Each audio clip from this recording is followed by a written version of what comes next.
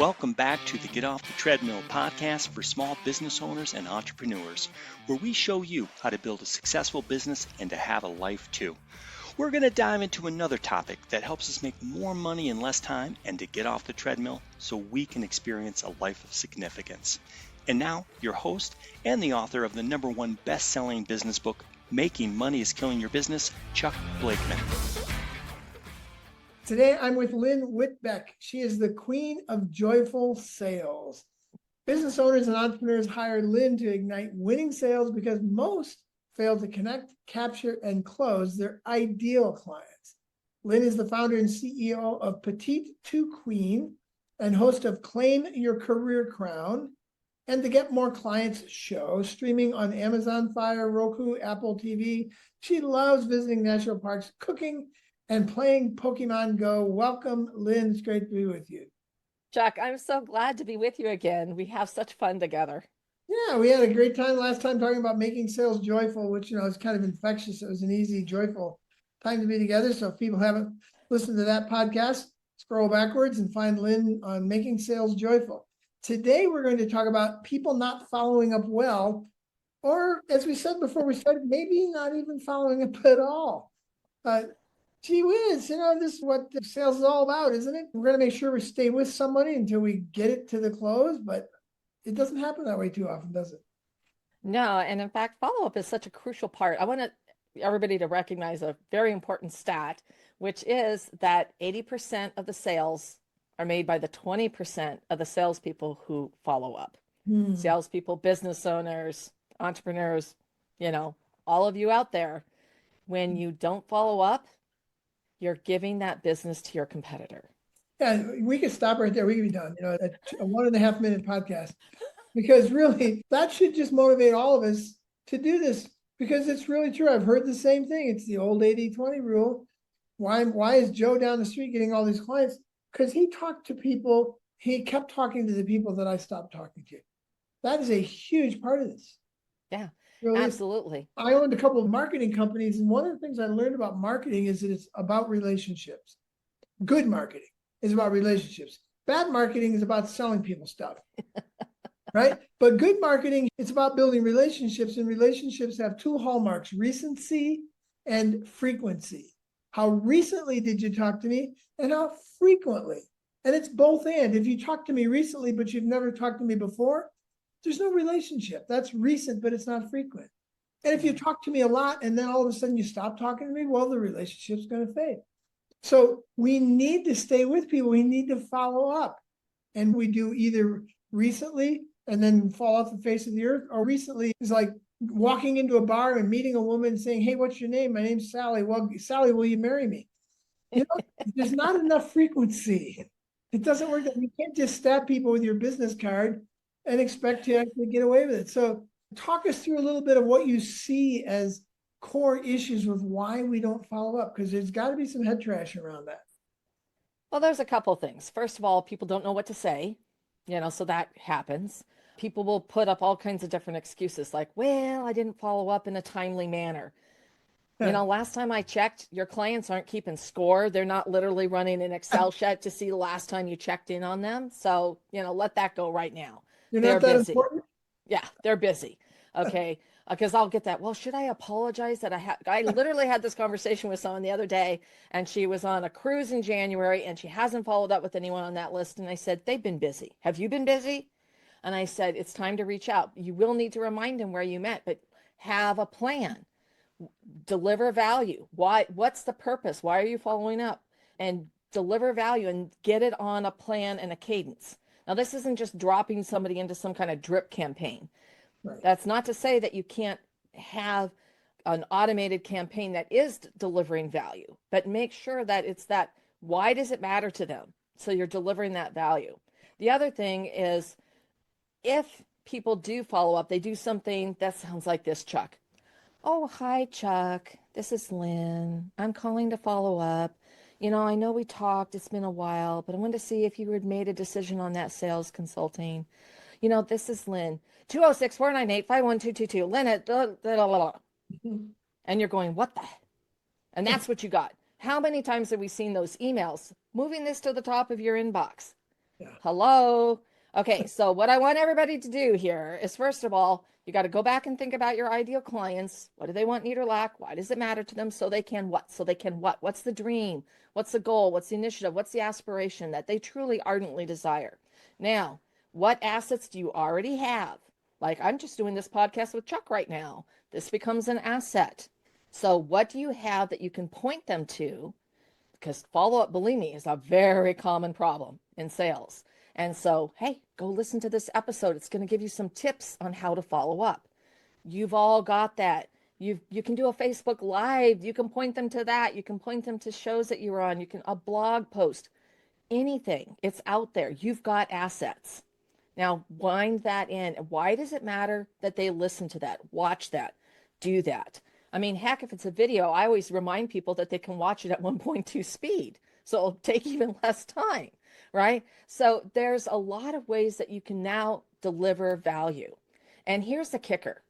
I go with a 13-step cadence. So there's multiple pieces in that. It's not just phoning them. Please, though, do pick up the phone and call people. Plan to get voicemail. Then I immediately send them an email with the piece of value that I told them about. Make sure that that call, you lead with the value, not with who you are. Chuck, there's a fantastic new follow-up strategy that is going to have 3 steps for you to be able to close more clients. Listen, I'm going to drop that in an email for you. So watch for that. It's going to be in your inbox in just a moment. This is Lynn Whitbeck with Petite to Queen, right? And so I slow my cadence down. Now you're going to go, well, that follow-up, I need to find out what that is. And you're going to look in your inbox, and there it is. There's that email right there. That's called a dynamic duo. If you wait 3 business days later, depending on the cadence of your follow-up, real estate going to be a lot faster. Then you send a text message. And if you can, use the voice part. Leave a voice message on a text. Leave a voice message on your app in LinkedIn, because nobody does that, and it stands out. You're one of 1,000, literally one of 1,000. And people will listen, and it's the exact same message. I sent that to you in your email. Did you have a chance to take a look? And this is going to help you because, and then, by the way, this is Lynn, right? So when you lead with that value, it makes sense to them. And I use this in the good old, bad old corporate days. Closed multi-million-dollar deals. I would have people ghost me. And then one of my Hail Marys was to set up a lunch meeting. They would accept. I would have to fly in to see them. I closed sales because of that. I stayed with that. And I had a 13th step, which was the true Hail Mary. But you did that. You have whatever that cadence makes sense to you and your business. And what are things that you can do? You can send them a snail mail package, handwrite a note, handwrite a note, not some kind of computer generated thing. You actually take a pen and paper and hand address it. Once again, it stands out when it shows up on their desk. Send them a fax. If you are working B2B, most businesses have a fax machine in that building, and they're going to run through the building going, look, I got a fax. Nobody gets them anymore, right? So there's lots of ways that you can continue to follow up, and you're building your credibility. You're building why it matters. You're staying front of mind, and they're going to pick up the phone one day and say, heck yes, I've been meaning to call you back. In fact, that one I told you about, huge national grocery chain, he never responded other than to accept the invitation. I flew in, showed up going, wonder if he's going to come down the stairs. He trotted on down the stairs. We ended up having a 3-hour lunch. And he told me every one of those follow-ups he kept would go to reach for the phone or go to reply, and a new bomb would go off on his desk. But that's the thing. I built that relationship brick by brick because I was following up. I was demonstrating what it was going to be like to work with me. Yeah, there's so much in what you just said that you certainly demonstrated recency and frequency. You also demonstrated that we should give a variety of ways of connecting with people. Use the phone, use text, use the phone on text, send them the different resources. I mean, I've done things like figured out what kind of blog or what kind of podcast someone might want to listen to that had nothing to do with what I'm doing. And then I would text them and say, hey, you talked about this kind of stuff last time. on pottery or whatever. Here's a pottery podcast. Whatever we can do to connect without trying to pitch and sell, it's so much more valuable. And it means so much to people that you did that in multiple ways. And then you stayed after it, because time kills deals, doesn't it? Yeah. Yeah. And that's the thing, is that because you have that frequency and you're staying on point and on target, people, things change. Something suddenly changes in their business and they go, I really need to get this going, because Lynn, Chuck, they've been reaching out to me on a regular basis. They're top of mind. And who do they call? Sort of like Ghostbusters. Who do you call? So they call us because of that follow-up. And there's, so many, once you build out your templates, your master templates with your sales strategy, this is having a plan. You can say, well, this person, and you identify what are like the top 3 either pain points of area concern or things that matter to your clients. Then, and when you have that initial conversation, because follow-up happens after you've had a conversation and you've met with someone, either virtually or in person, potentially even at an event could be considered follow-up. But now you've got those things that you can really focus in on, that matter to someone. And if you've been wearing your detective hat, you've found out a little bit about themselves. Like, hey, I remember you said your daughter was about to graduate with her master's. How's that going? Are you going down for the ceremony? Would love to hear, you know. So make it friendly, personal, right? And so you can add those in as a PS, because you're building the relationship. They matter to you. They are not a number. There's so much in that. And I'll give you my own success story with what you're saying, because you've probably got dozens of these. But for 18 months, I just had a little bit of a plan to connect with this guy at Microsoft. He had moved from Novell to Microsoft. He was a low-level supervisor that nobody paid attention to. And I would send him an email once a month. Hi, how you doing? Here's something interesting about fill in the blank. I'm not trying to say anything. 2 weeks later, I'd send him a press release. And it was a real press release. We put it together and sent it out to all the news agencies, but I was actually doing it for him. And I'd come up with something that would be a press release, because people like to open press releases and say, oh, I'm getting the news before it hits the news. And then once a quarter for 18 months, I flew from Denver to Seattle. And before I left, I said, hey, I'm up there meeting with potential clients, and wondered if we could get lunch and I'll work my schedule around you. He was the only one I was meeting with, but I didn't want to put that pressure on him. And I did that for 18 months. And one day I got a call. He said, hey, I'm glad I got your press release yesterday, because I'd forgotten you guys do X. We've got a project. And it was a multi-million-dollar project that more than doubled the size of our company. And all I did was just have this simple little system that I worked for 18 months. And we don't do that. We give up, don't we? Why do we give up? And that's the top of mind. Well, people give up because they take it personally. This isn't personal, it's business, right? Yeah. And I want everyone to think about it. You're busy. I'm busy.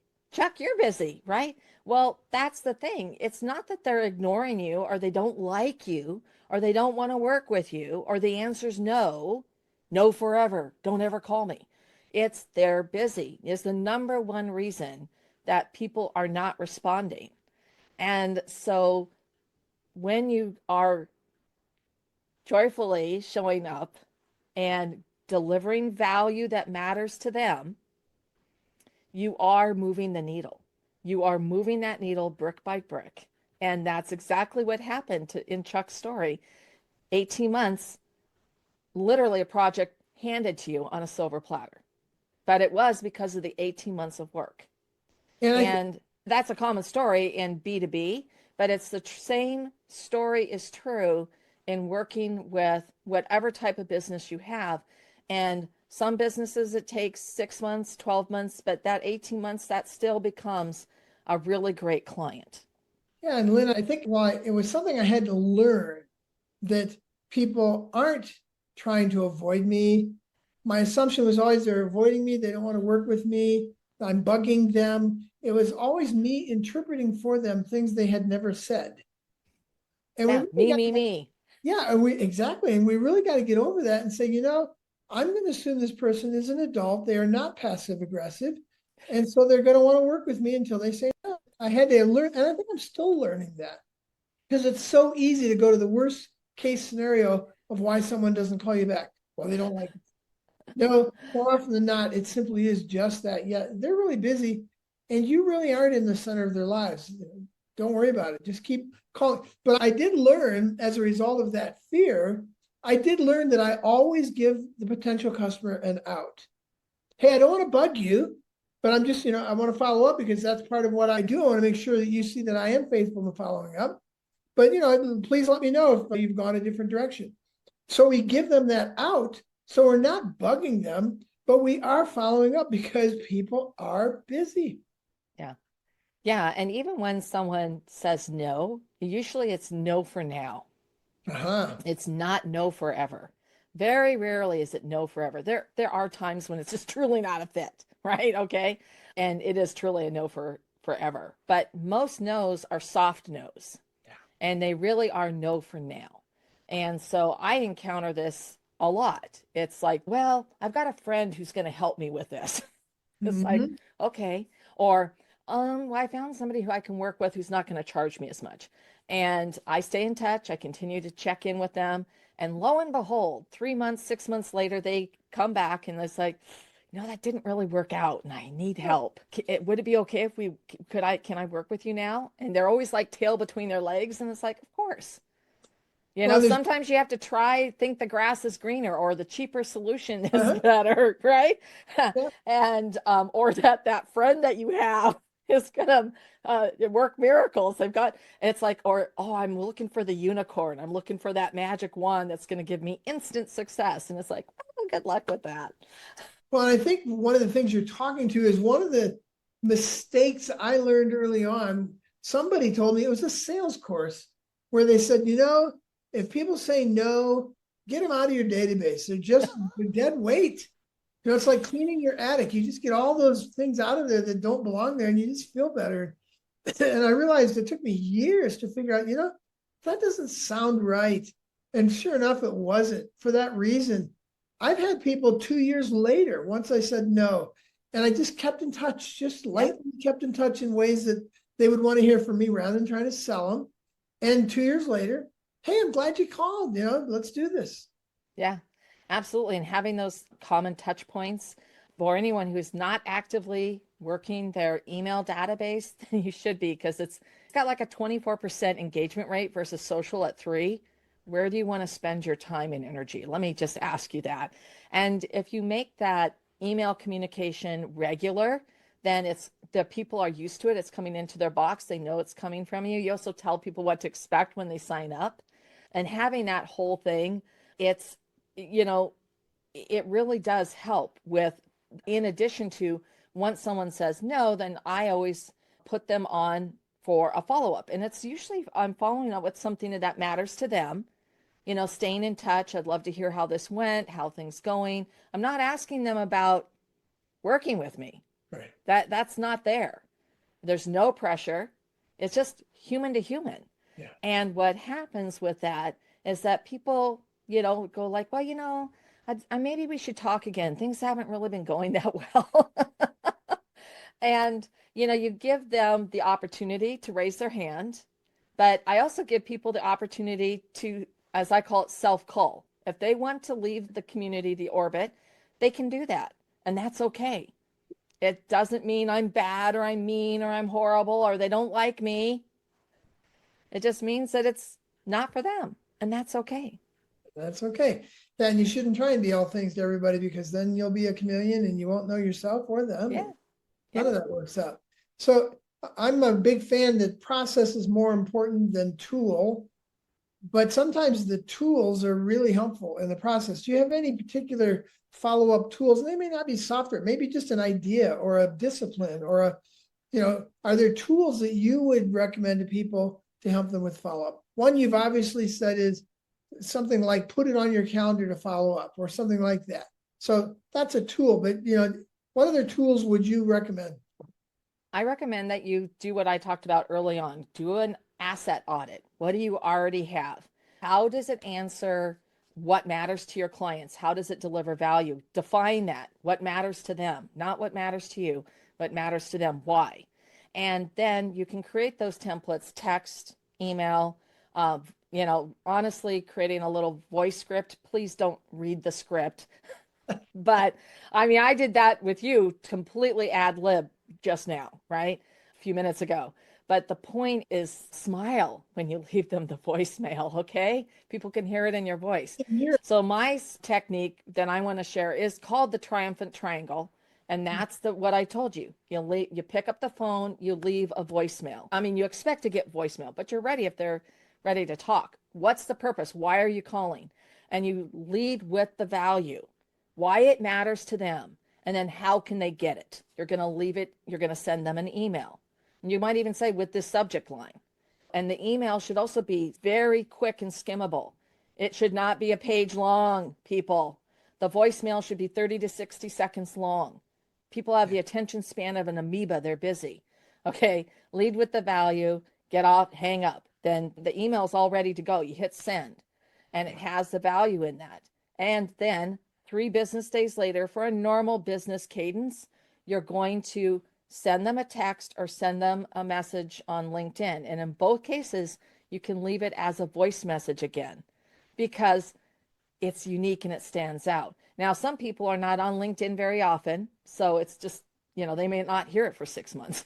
That's okay, right? But if you don't do that third step, then it's the dynamic duo. If you have a business like real estate that's got a much faster cadence, you may be wanting to do that afternoon, like if you're looking to list someone's home. But that's what you want to do. And that technique is very effective. Well, we've certainly covered some ground here, and we just scratched the surface. Follow-up is so important. To your point that we started with the 80-20 rule, and it shows itself. People who follow up get clients. People who don't go back to the beginning and start over. And I understand why. I'm sitting here feeling it in my bones that if I got somebody on the 5-yard line, it's hard to push across to get a touchdown. I think I'll just go back and start on the 10-yard line on the other end, because I make more progress fast. It feels like something good is happening. I've left a lot of people on the 5-yard line because I haven't followed up. And that's where the learning is. And that's where the gold is. And that's where the service is to them. You're going to actually leave this person on the 5-yard line and not serve them, and get them to a yes or a no gently to whatever serves them, but keep moving. And my message to myself and my listeners is, don't take it personally. And don't assume that they don't like you. Assume they are busy, because that's 90+% of it. And if they don't like you and they don't say so, that's their problem. Don't own it. Lynn, this is delightful. How can people get a hold of you to find out more about how to follow up? Well, I would love to invite everyone to download my Get More Clients checklist. You can get that at petite2queen.com/checklist. It's going to help you locate or identify gaps that you could have in your sales, areas of refinement or improvement, or things that you're doing really great. But it's going to help you with that whole sales process and the journey and experience that you're giving your clients. Brilliant. Lynn, this has been fun. Let's go get some more clients. Let's do it for their benefit, not for ours. Yes, absolutely. Thank you so much, Chuck. Thrilled to be here with you. Thank you. That wraps up another episode of the Get Off the Treadmill podcast. If you found this podcast helpful, please subscribe and hit the like button to ensure you are receiving the latest tools you need to grow your business and to get off the treadmill. If you want more information on the 3 to 5 Club, the Crankset Group, or to book Chuck as a business advisor, speaker, or workshop leader, you can contact us at grow@cranksetgroup.com. Until next time, have a great week.